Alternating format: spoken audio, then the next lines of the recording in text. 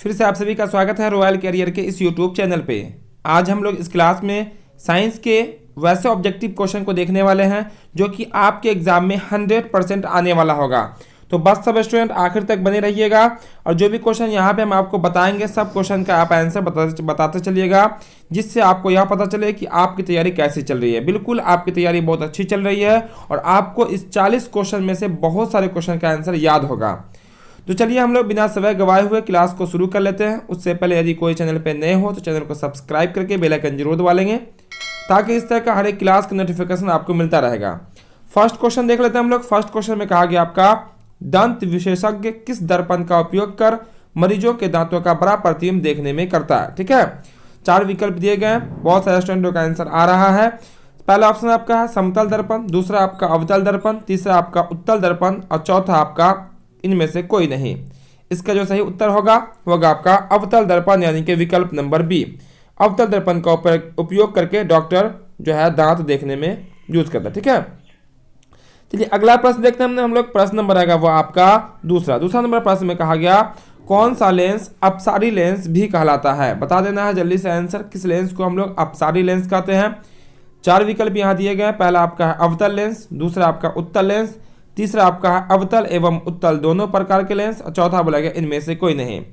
इसका सही उत्तर होगा वो होगा आपका अवतल लेंस। क्या होगा आपका अवतल लेंस, विकल्प नंबर ए। और अभिसारी लेंस जो है वो आपका उत्तल लेंस कहलाता है। ठीक है, चलिए अगला प्रश्न देख लेते हैं हम लोग। प्रश्न नंबर आएगा वो आपका तीसरा। तो जल्दी जल्दी आंसर बताइएगा ताकि हम लोग कम समय में अधिक से अधिक क्वेश्चन कर लेंगे। यहाँ पे बोलेगा तीसरा नंबर में पुतली के साइज को कौन नियंत्रित करता है। पुतली के आकार को कौन नियंत्रित करता है। 4 विकल्प यहाँ भी दिए गए हैं। पहला आपका पक्षमाभि, दूसरा आपका परितारिका, तीसरा आपका नेत्र लेंस, चौथा आपका रेटिना। तो पुतली के साइज को जो है वो नियंत्रित करता है वो पक्षमाभि पेशियाँ। ठीक है, पूरा नाम इसका होता है पक्षमाभि पेशिया या इसको हम लोग सीरियली मांसपेशिया भी कहते हैं, जिससे पुतली का आकार जो है वो बढ़ता और घटता रहता है। चलिए चौथा नंबर प्रश्न भी आ गया आपके सामने। चौथा नंबर प्रश्न में कहा गया आपका, देखिए यहाँ पे बोला गया यहाँ पे चौथा नंबर प्रश्न में किसी दृष्टिदोष को अवतल और उत्तल दोनों लेंस से बने द्विफोक्सी लेंस का द्वारा संशोधित किया जाता है।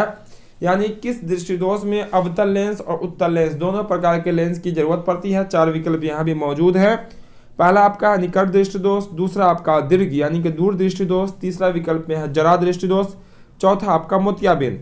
इसका जो उत्तर होगा सही उत्तर वो होगा आपका जरा दृष्टिदोष यानी कि विकल्प नंबर आपका हो जाएगा सी, क्योंकि निकट दृष्टिदोष में अवतल लेंस लगता है, दीर्घ या दूर दृष्टिदोष में उत्तल लेंस लगता है और जरा दृष्टिदोष में आपका बेलनाकार लेंस जो जिसमें अवतल भी होता है और उत्तल भी होता है। ठीक है, चलिए 5वां नंबर प्रश्न आपके सामने आ गया। 5वां नंबर प्रश्न में कहता है आपका, देखिएगा 5वां नंबर प्रश्न भी आपके सामने क्लियर है। कहा गया एक प्रयोगशाला में अवतल दर्पण द्वारा किसी वस्तु का प्रतिबिंब एक पर्दे पर प्राप्त किया जाता है। एक पर्दे पर उतारा जाता है प्रतिबिंब।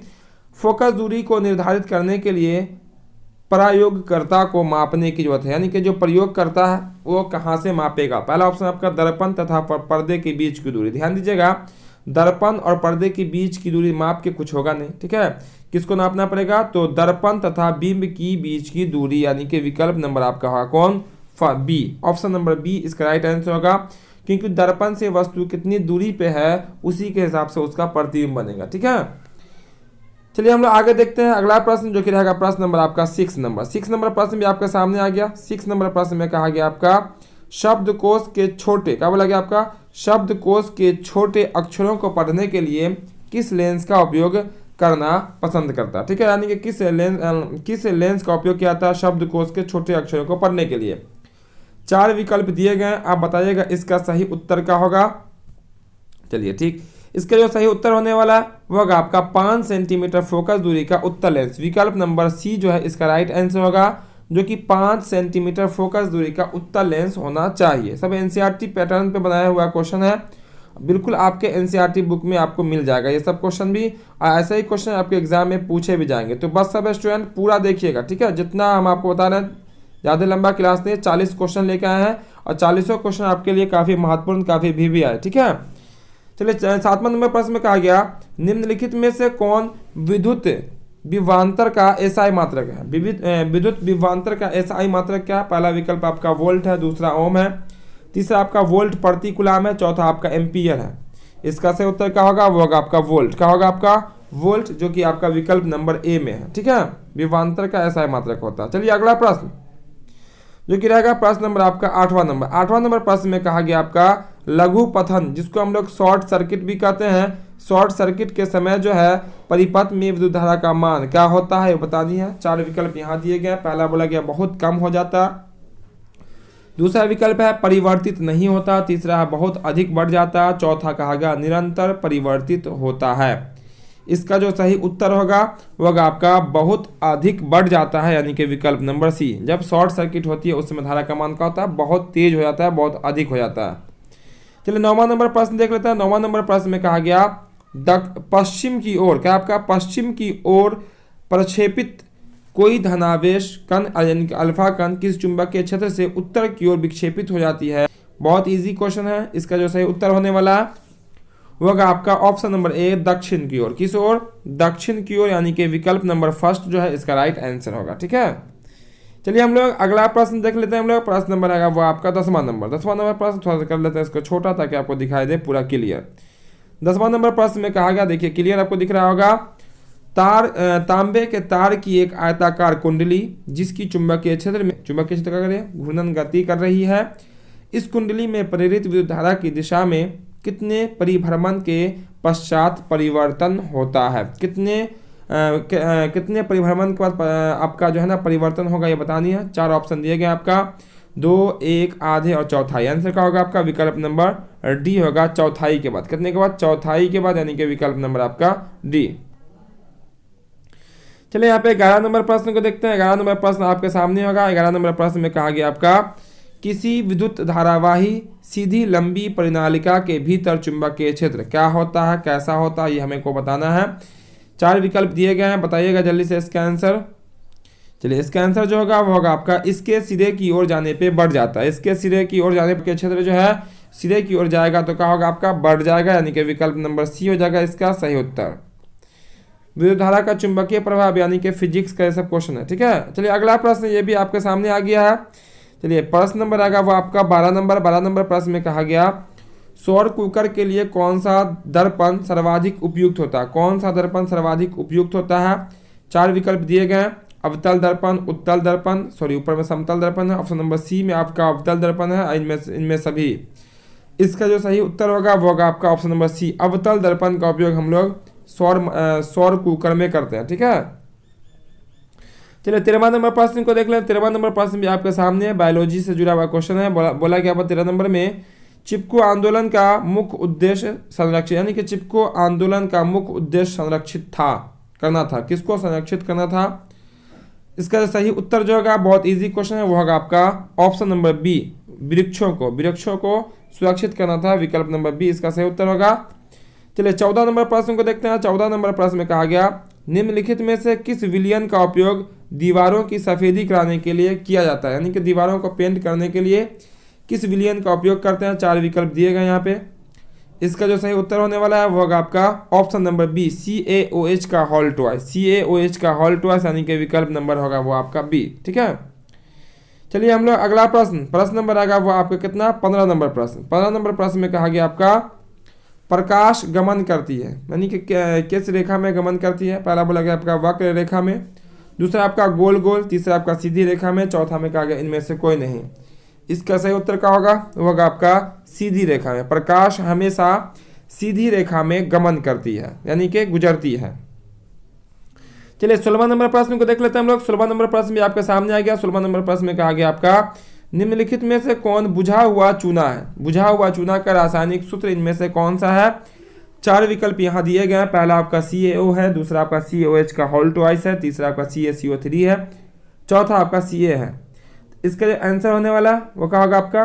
बुझा हुआ चूना का फॉर्मूला जो होता है वो होता है आपका CaO। ठीक है, ऑप्शन नंबर ए इसका राइट आंसर हो जाएगा। ठीक है, चलिए हम लोग अगला प्रश्न देखते हैं। प्रश्न नंबर आएगा वो आपका 17 नंबर। 17 नंबर प्रश्न में कहा गया लवण Na2CO3 का जलीय pH का जलीय विलयन का pH होगा। लवण आपका Na2CO3 है, जलीय विलयन का pH मान क्या होगा? तो इसका जो सही उत्तर होगा वो होगा आपका 7 से अधिक। विकल्प नंबर हो जाएगा आपका बी, 7 से अधिक, यानी कि हो जाएगा ये क्षारीय। ठीक है, चलिए अगला प्रश्न देख लेते हैं हम लोग। 18 नंबर प्रश्न में, 18 नंबर प्रश्न में कहा गया बॉक्साइट किस धातु का महत्वपूर्ण अयस्क है। बॉक्साइट जो है किस धातु का महत्वपूर्ण अयस्क है। 4 विकल्प यहाँ भी है, तांबा, जस्ता, एल्युमिनियम, लोहा। आंसर क्या होगा आपका, वो होगा आपका जस्ता। क्या होगा आपका, सॉरी तांबा। क्या होगा आपका, तांबा, यानी कि विकल्प नंबर ए जो है इसका राइट आंसर हो जाएगा। ठीक है, चलिए हम लोग आगे देखते हैं अगला प्रश्न, जो कि रहेगा प्रश्न नंबर आपका 19 नंबर। 19 नंबर प्रश्न में कहा गया, चलिए इसको थोड़ा सा छोटा कर लेते हैं। 19 नंबर प्रश्न में कहा गया आपका, देखिएगा 19 नंबर में, लोहा एवं इस्पात को जंग से सुरक्षित रखने के लिए उन पर किस धातु की पतली परत चढ़ा दी जाती है। 4 विकल्प यहाँ भी मौजूद है, सबके सामने है, सब स्टूडेंट इसका आंसर बताएंगे। चलिए बहुत अच्छा है, इसका आंसर जो होगा वो होगा आपका विकल्प नंबर डी, जिंक की परत। किसकी परत, जिंक की परत। चलिए हम लोग आगे देखते हैं अगला प्रश्न, जो कि रहेगा आपका 20वां नंबर। 20 नंबर प्रश्न देखते हैं हम लोग। 20 नंबर प्रश्न में कहा गया किस रासायनिक यौगिक को गर्म कर प्लास्टर ऑफ पेरिस प्राप्त किया जाता है। किसको गर्म करने पर प्लास्टर ऑफ पेरिस प्राप्त होगा। 4 विकल्प यहाँ दिए गए, इसका जो सही उत्तर होगा वो हो जाएगा आपका जिप्सम। किसको, जिप्सम को, यानी कि विकल्प नंबर होगा आपका बी। चलिए हम लोग आगे देखते हैं 21 नंबर प्रश्न, 22 नंबर। 22 नंबर में कहा गया आपका एसिटिक अम्ल का IUPAC नाम क्या है। एसिटिक अम्ल का 4 विकल्प यहाँ दिए गए, इसका जो सही आंसर होने वाला, सही उत्तर जो होने वाला है वो होगा आपका ऑप्शन नंबर ए, मेथनोइक अम्ल। क्या होगा आपका, मेथनोइक अम्ल जो है IUPAC नाम हो जाएगा किसका, एसिटिक अम्ल का। चलिए हम लोग आगे देख लेते हैं 23 नंबर प्रश्न को। 23 नंबर प्रश्न में देखिएगा, 23 नंबर प्रश्न में कहा गया आपका, क्योंकि यहाँ पे हम लोग 40 महत्वपूर्ण क्वेश्चन को ही देखेंगे। ठीक है, तो जल्दी जल्दी सब लोग आंसर बताइएगा। ठीक है, जो दोस्त अब तक नहीं आए होंगे सबको शेयर करते रहेंगे। क्वेश्चन नंबर 23 में कहा गया विद्युत अपघटनी परीक्षण में अशुद्ध धातु को बनाया जाता है। किससे बनाया जाता है, एनोड है, कैथोड है। इसका आंसर क्या होगा, वो आपका हो जाएगा ऑप्शन नंबर ए, एनोड से। किससे, एनोड से बनाया जाता है। चलिए 24 नंबर प्रश्न को देख लेते हैं। 24 नंबर प्रश्न में कहा गया आपका आष्टक सिद्धांत को किसने स्थापित किया। आष्टक सिद्धांत को किसने स्थापित किया। 4 विकल्प यहाँ पे दिए गए हैं आपका। ठीक है, डॉबरेराइन है, न्यूलैंड्स है, मेंडलीफ है, हेनरी मोज्जे है। इसका आंसर क्या होगा आपका डॉबरेराइन। क्या हो जाएगा इसका आंसर, विकल्प नंबर ए होगा डॉबरेराइन ने। ठीक है, चलिए यहाँ पे 25 नंबर प्रश्न को देखते हैं। 25 नंबर प्रश्न में कहा गया आधुनिक आवर्त नियम के अनुसार तत्वों का गुणधर्म है। तत्वों का गुणधर्म कैसा होता। 4 विकल्प यहाँ भी मौजूद हैं, इसका जो सही उत्तर होने वाला है वो होगा आपका परमाणु संख्या का आवर्त फलन है। ठीक है, परमाणु संख्या जो है परमाणु संख्या का आवर्त फलन है। ठीक है, चलिए हम लोग अगला प्रश्न 26 नंबर को देखेंगे। 26 नंबर प्रश्न भी आपके सामने आ गया होगा। 26 नंबर प्रश्न में कहा गया आपका निम्नलिखित में से कौन सा आयन लाल लिटमस पत्र को नीला करता है। देखिए लाल लिटमस को जो नीला करता है वो कौन सा आयन होगा आपका OH- यानी कि अम्ल। OH- यानी कि अम्ल कहलाता है ये। ठीक है, OH- रहेगा, अम्ल कहलाएगा। विकल्प नंबर बी इसका आंसर होगा। चलिए यहाँ पे बोला गया आपका क्वेश्चन नंबर 27 में पादप में जाइलम उत्तरदायी है। पादप में जाइलम जो है उत्तरदायी जो है वो किसके लिए है, तो ये होगा आपका जल का वहन। क्या होगा, विकल्प नंबर फर्स्ट, जल के वहन के लिए। ठीक है, चलिए अगला प्रश्न 28 नंबर प्रश्न में कहा गया निम्नलिखित में किसे कोशिका का ऊर्जा मुद्रा के रूप में जाना जाता है। किसे कोशिका का ऊर्जा मुद्रा के रूप में जाना जाता है। 4 विकल्प दिए गए आपका ADP है, ATP है, DTP है और PDP है। इसका आंसर क्या होगा, वो होगा आपका ATP। विकल्प नंबर होगा आपका ए। चलिए अगला प्रश्न 29 नंबर प्रश्न को देख लेते हैं। 29 नंबर प्रश्न में कहा गया आपका पत्तियों में गैसों का आदान प्रदान कहाँ होता है। ये बताना कहाँ से पत्तियों में गैसों का आदान प्रदान होता है। इसका जो सही उत्तर होगा वो होगा आपका रंध्र से। किससे, रंध्र से, यानी कि विकल्प नंबर होगा आपका बी। चलिए अगला प्रश्न नंबर आएगा वो आपका 30वां नंबर प्रश्न में कहा गया आपका हृदय से रक्त यानी कि रुधिर को संपूर्ण शरीर में पंप करता है। यानी कि हृदय से पूरे शरीर में रक्त को कौन पंप करता है, भेजता है। पहला आपका ऑप्शन है फेफड़ा द्वारा, दूसरा आपका निलय द्वारा, तीसरा विकल्प आलिंद्र द्वारा, चौथा बोला गया इनमें से सभी। तो ये जो भेजने का काम करता है पूरे शरीर में वो होता है आपका निलय। कौन? निलय के द्वारा पूरे शरीर में हृदय को भेजी जाती है, सॉरी रुधिर को भेजी जाती है, यानी कि ब्लड को भेजी जाती है। ठीक है, चलिए अगला प्रश्न 31 नंबर प्रश्न को देखते हैं। 31 नंबर प्रश्न में कहा गया कौन सा पादप हार्मोन पत्तियों में मुरझाने के लिए होता है? पत्तियों के मुरझाने के लिए कौन सा पादप हार्मोन उत्तरदायी है? 4 विकल्प यहाँ दिए गए हैं। इसमें से देखिएगा यहाँ पे पहला बोला गया ऑक्सिन, दूसरा आपका साइटोकाइनिन, तीसरा आपका क्या है वो आपका बोला गया एसिटिक अम्ल, चौथा बोला गया आपका जिबरेलिन। इसका आंसर क्या होगा? वो होगा आपका ऑक्सिन। क्या होगा आपका? ऑक्सिन मुरझाने के लिए। और आप कमेंट में हमें बता देंगे कि पत्तियों पौधे के बढ़ने के लिए कौन सा उसमें हार्मोन होता है। ठीक है, कौन सा हार्मोन होता है जिससे पौधे जो है तेजी से बढ़ सके। चलिए 32 नंबर प्रश्न को देखते हैं। 32 नंबर में कहा गया आपका जड़ का औधिगामी वृद्धि है। जड़ का औधिगामी वृद्धि है किसके द्वारा? इसका आंसर क्या होगा? वो होगा आपका ऑप्शन नंबर बी, गुरुत्वानुवर्तन। क्या आपका होगा? गुरुत्वानुवर्तन के द्वारा, यानी कि विकल्प नंबर बी इसका राइट आंसर हो जाएगा। चलिए अगला प्रश्न देखेंगे। प्रश्न नंबर आएगा वो आपका 33। 33 नंबर प्रश्न में क्या कहता है? 33 नंबर देखिए आपके सामने होगा। 33 नंबर प्रश्न में कहा गया आपका मॉन्स, मेडुला और अनुमस्तिष्क। ठीक है, पॉन्स, मेडुला और अनुमस्तिष्क है किसका हिस्सा है? ये 4 विकल्प यहाँ दिए गए हैं इसके लिए भी। तो इसका जो सही उत्तर होने वाला है वो होगा आपका विकल्प नंबर बी, मध्य मस्तिष्क का हिस्सा है। किसका?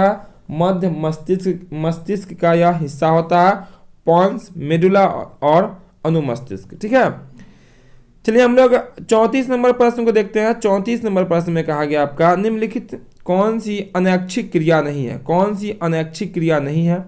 पहला आपका वमन है, दूसरा चबाना है, तीसरा आपका लार आना है, चौथा हृदय का धड़कना है। तो चारों में से देखिएगा तो कौन अनैच्छिक क्रिया नहीं है? तो वो होगा आपका चबाना, यानी कि जब आप मुंह चलाइएगा तभी वो चलेगा, वरना नहीं चलेगा। जबकि लार जो है आपके मुंह में हमेशा आता रहेगा, दिल आपका हमेशा धड़कता रहेगा। ठीक है, चलिए 35 नंबर प्रश्न में कहा गया आपका 35 में अलैंगिक जनन मुकुलन द्वारा होता है। अलैंगिक जनन मुकुलन द्वारा किसमें होता है? 4 विकल्प यहाँ भी, अमीबा में, यीस्ट में, प्लाज्मोडियम में और लेशमानिया में। इसका जो सही उत्तर होगा वो होगा आपका विकल्प नंबर बी, यानी कि यीस्ट में आपका अलैंगिक जनन यीस्ट द्वारा होता है। ठीक है, एक मिनट, यीस्ट में अलैंगिक जनन मुकुलन द्वारा किस में होता है? तो यीस्ट में होता है। ठीक है, मुकुलन द्वारा यीस्ट में होता है। चलिए हम लोग 36 नंबर प्रश्न को देखते हैं। 36 नंबर प्रश्न में कहा गया शुक्राणु का निर्माण होता है। शुक्राणु का निर्माण कहाँ होता है? 4 विकल्प यहाँ दिए गए। पहला बोला गया आपका वृषण में, दूसरा आपका गर्भाशय में, तीसरा आपका अंडाशय में, चौथा बोला गया सभी में। तो शुक्राणु का जो निर्माण होता है वो होता है आपका वृषण में, जिसको हम लोग टेस्टिस कहते हैं अंग्रेजी में। ठीक है, शुक्राणु में, जो कि आपको ये मेल में पाया जाता है। चलिए अगला प्रश्न देख लेते हैं हम लोग। प्रश्न नंबर आएगा वो आपका कितना? वो आएगा 37 नंबर। 37 नंबर प्रश्न में, चलिए 37 नंबर प्रश्न में देखिएगा आपके सामने 37 में कहा गया पुष्प का कौन सा भाग फल बनता है? पुष्प का कौन सा भाग जो है वो फल बनता है? 4 विकल्प यहाँ दिए गए। पहला बोला गया परागकोश, दूसरा आपका वर्तिकाग्र, तीसरा आपका वर्तिका, चौथा बोला गया अंडाशय। तो पुष्प का कौन सा भाग जो फल बनता है, इसका जो सही उत्तर होगा वो होगा आपका अंडाशय, यानी कि विकल्प नंबर होगा आपका डी। चलिए हम लोग आगे देखते हैं अगला प्रश्न, जो कि रहेगा प्रश्न नंबर आपका 38 नंबर। 38 नंबर में कहा गया लिंग गुणसूत्र का पूर्ण जोड़ा पाया जाता है। देखिए पूर्ण जोड़ा यानी कि एक जैसा जोड़ा जो है लिंग गुणसूत्र में किस में पाया जाता है? तो आपको पता होगा कि मेल में XY होता है और फीमेल में XX। तो एक जैसा किस में है? तो फीमेल में। आंसर क्या होगा आपका? स्त्री में। ठीक है, स्त्री में जो है वह आपका पूर्ण जोड़ा पाया जाता है।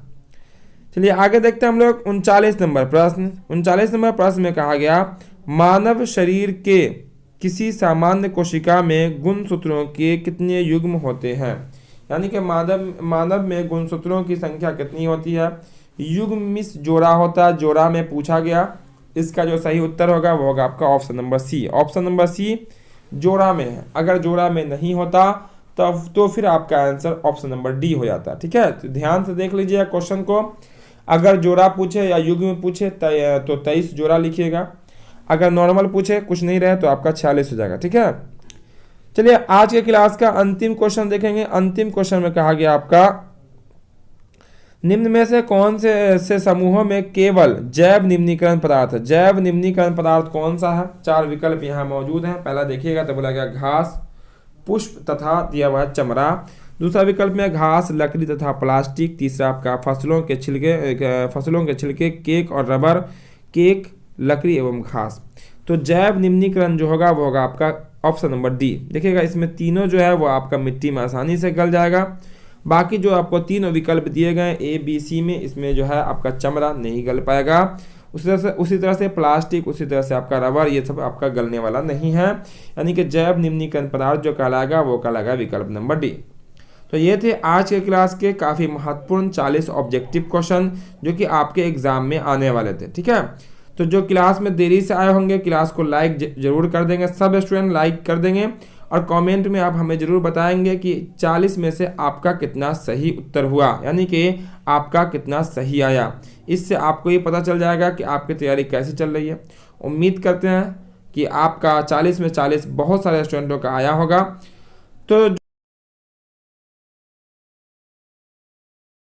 जो चैनल पे नए हो चैनल को सब्सक्राइब जरूर कर लेंगे और साथ ही साथ बेल आइकन भी ऑन कर लेंगे, ताकि इस तरह का जो भी क्लास है हर एक क्लास का नोटिफिकेशन आपको मिलता रहेगा और आप बिल्कुल आसानी पूर्वक हमारे साथ तैयारी कर सकते हैं। और आप बता देंगे कि अगला क्लास किस सब्जेक्ट का होगा, फिर आपका उसी सब्जेक्ट का क्लास करा दिया जाएगा। ठीक है, जो भी हो, मैथ, साइंस, सोशल साइंस और भी जो भी बुक है आपके, बस आप एक कमेंट में ज़रूर बताएंगे कि अगला क्लास किसका कराएं। ठीक है, तो फिर मिलते हैं हम लोग अगले क्लास में। जय हिंद।